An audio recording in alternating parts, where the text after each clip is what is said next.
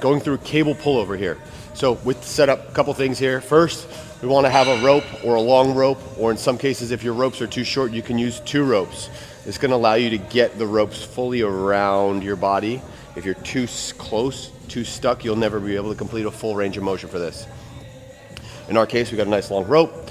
Our cable is going to be set just above head height. This is going to allow us to kind of have a good path without overemphasizing one or another part of the range of motion.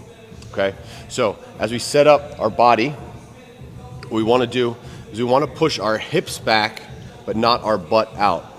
Okay, so we're not rounding our back here, we're pushing our hips back. Looks a little bit different. It's going to put our body, our torso, into a slightly forward position.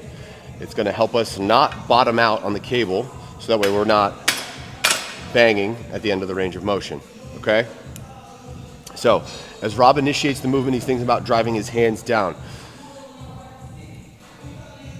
Because of the arc nature of this movement, as we initiate the movement, we want to think about coming down. As we no longer come down, we're thinking about slowly starting to bring that arc back. So if you watch Rob's hands, they're more or less moving in a straight line, but what he's thinking about as he goes through the range of motion is down first, and then finishing the motion by coming back, bringing his elbows close and tight to his ribs to engage his lats really, really hard. Last thing that I commonly see is exactly what Rob is doing. His head is tucked and rounded. We want to keep a fairly neutral and stable neck and spine.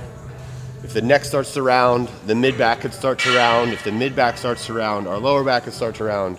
So to keep everything in order, keep it straight, keep it tight.